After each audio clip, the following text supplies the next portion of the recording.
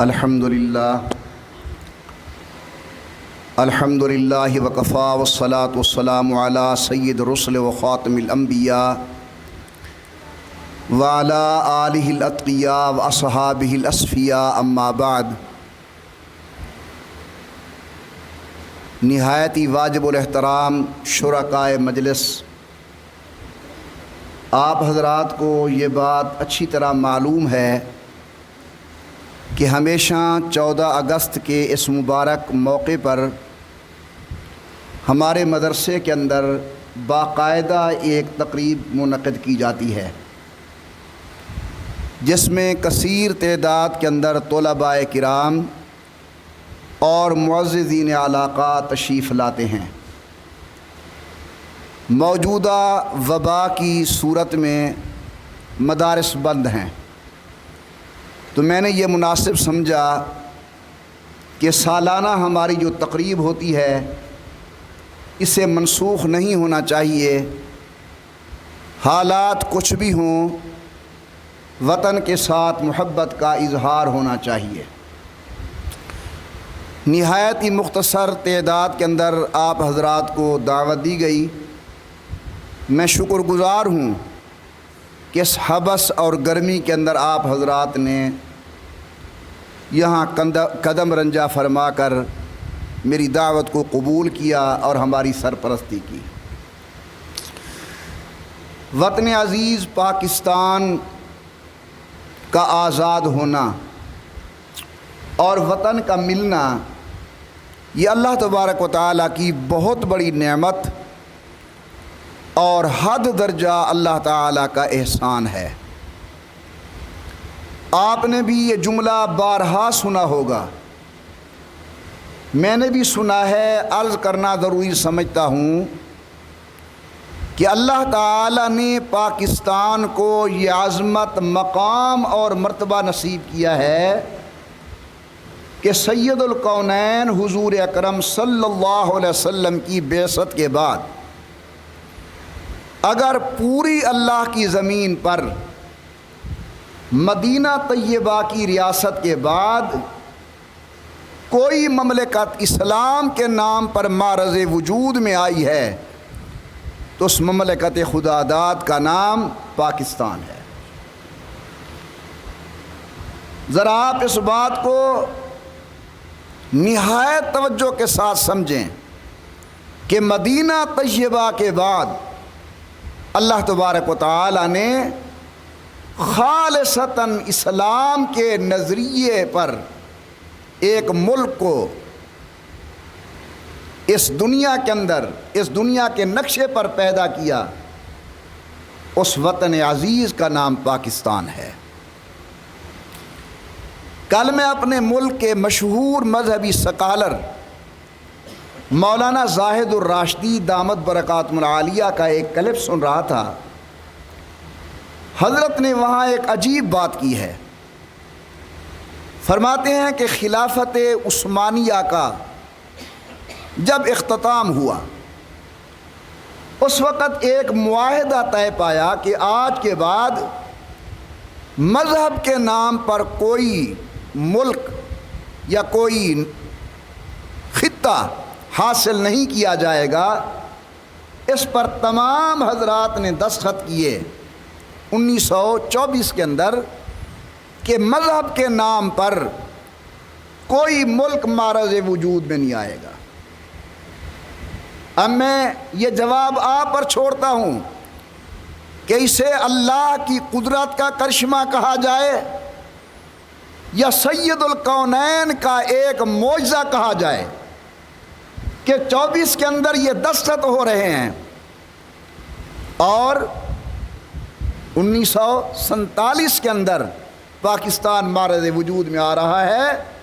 کتنے سالوں کے بعد؟ 23 سالوں کے بعد۔ کہاں گیا وہ معاہدہ؟ کہاں گئی ان کی کوششیں؟ اللہ تبارک و تعالی نے سید الکونین کے معجزے کو ظاہر کیا۔ اللہ نے اپنی قدرت کاملہ کا اظہار فرمایا پاکستان کے وجود کی شکل کے اندر۔ ہمیں اس نعمت کا شکریہ ادا کرنا چاہیے۔ اللہ کا قرآن فرماتا ہے ان شکرتم لازیدنکم، اگر تم اللہ کی نعمت کا شکریہ ادا کرو گے تو اللہ تعالیٰ مزید برکتیں نازل فرمائیں گے، اور اگر خدا نہ خواستہ تم نے اللہ کی نعمت کی ناقدری کی تو پھر اللہ تعالیٰ وہ نعمت تم سے واپس چھین لیں گے۔ اللہ تبارک و تعالیٰ ہمیں اپنے وطن کے ساتھ حد درجہ محبت نصیب فرمائے۔ یہ سامنے لکھا ہوا ہے بزرگوں کا قول کہ حب الوطن من الایمان، ایمان کی جہاں اور علامتیں ہیں ان میں ایک علامت یہ ہے کہ انسان کو اپنے وطن کے ساتھ محبت ہو۔ اللہ تبارک و تعالی مجھے اور آپ کو اپنے وطن کے ساتھ محبت نصیب فرمائے، اخلاص کے ساتھ اللہ تعالی اس کی خدمت کی توفیق عطا فرمائے۔ جس غرض کے لیے یہ ملک حاصل کیا گیا تھا اور نعرہ لگا تھا کہ پاکستان کا مطلب کیا، لا الہ الا اللہ محمد الرسول اللہ، اللہ کرے کہ ہمارے ملک کے اندر وہ کلمہ طیبہ کا قانون اور کلمہ طیبہ کا شریعت طیبہ کا نفاذ ہو۔ آپ کی اور ہماری عزت اسلام کے اندر ہے، آپ کی ہماری عزت سید الکونین صلی اللہ علیہ وسلم کی اسوہ حسنہ کے اندر ہے۔ اللہ تعالی ہمیں حضرت کی محبت بھی نصیب فرمائے اور محبت کے ساتھ حضرت کی اطاعت بھی نصیب فرمائے۔ 14 اگست کے حوالے سے میں سب سے پہلے تو اپنے آپ کو اور اس کے بعد آپ احباب کو ایک پیغام دیتا ہوں، دینا چاہیے تھا مجھے اپنے طلباء کو، انہیں دیتا بھی رہتا ہوں وقتاً فوقتاً جو مدرسے کے اندر بیانات ہوتے ہیں۔ اگر آج وہ یہاں موجود ہوتے تو ان کو میں کہتا، اب آپ کی خدمت کے اندر گزارش کر رہا ہوں کیونکہ یہ ہم سب کی ضرورت ہے۔ پیغام یہ ہے کہ ہمیں کبھی بھی قانون کو ہاتھ میں نہیں لینا چاہیے، خواہ وہ شریعت کا قانون ہو یا وہ ملک کا قانون ہو۔ انسان مجرم اس وقت بنتا ہے جب قانون توڑتا ہے۔ اگر ہم شریعت کے قانون کو توڑیں گے ہم شریعت کے مجرم بنیں گے، اگر وطن کے قانون کو توڑیں گے تو ہم وطن کے مجرم بنیں گے۔ ہمیں چاہیے کہ ہم اپنے ملک کے قوانین کا خیال کریں اور شریعت طیبہ کے قوانین کا خیال کریں۔ اللہ تبارک و تعالی ہمارے ملک کو بھی سلامت رکھے اور خدا وہ دن دکھائے کہ ہمارے وطن عزیز میں اسلامی قوانین کا نفاذ ہو۔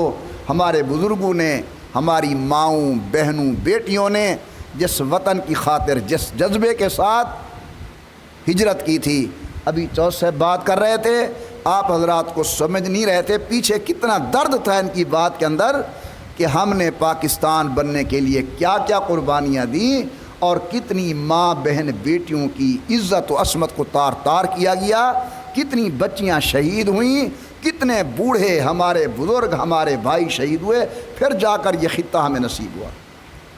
تو ان کے ساتھ وفا کا تقاضا یہ ہے کہ ہم اس ملک کے اندر قرآن کریم کا قانون نافذ کریں، اپنی زندگیاں شریعت طیبہ کے تابع کریں۔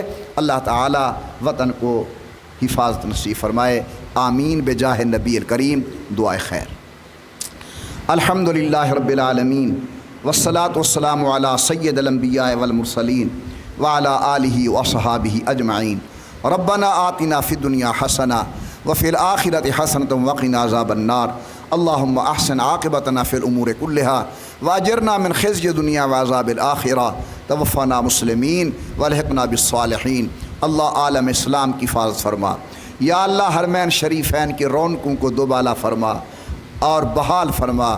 یا اللہ وطن عزیز پاکستان کی حفاظت فرما، اللہ وطن کو داخلی خارجی فتنوں سے محفوظ فرما، پاکستان کو امن سلامتی استحکام نصیب فرما۔ اے میرے پیارے اللہ، ہمارے اس مل بیٹھنے کو منظور و مقبول فرما۔ یا اللہ جو وطن کی محبت کی باتیں ہوئی ہیں ان کو ہمارے دلوں کے اندر اتار دے اور دل کی گہرائی سے ہمیں اپنے وطن کی محبت نصیب فرما۔ یا اللہ ہمارے وہ اکابر، ہماری وہ مائیں، بہنیں، بیٹیاں، بزرگ جنہوں نے کسی قسم کی تکلیف برداشت کی ہے وطن عزیز کے لیے، اللہ ان کو اپنی شایان شان جزائے خیر عطا فرما۔ یا اللہ یہ ساتھی گرمی کے باوجود میری گزارش پر تشریف لے آئے ہیں، اللہ پاک تو انہیں اپنی شایان شان جزائے خیر عطا فرما، ہمارے دلوں کو آپس کے اندر جوڑ دے، افتراق و انتشار سے محفوظ فرما، اتحاد و اتفاق نصیب فرما۔ الہ العالمین قدم قدم پہ اپنی رضا نصیب فرما، اپنے حبیب کی رضا نصیب فرما، حضور اکرم صلی اللہ علیہ وسلم پر کثرت کے ساتھ ہمیں دروشی پڑھنے کی توفیق عطا فرما، حضور کی محبت نصیب فرما، آمین برحمتک یا ارحم الراحمین۔ آپ حضرات یہیں تشریف رکھیں گے، یہیں انشاءاللہ آپ کے اکرام کا انتظام ہے۔ مصعب بسم اللہ پڑھو۔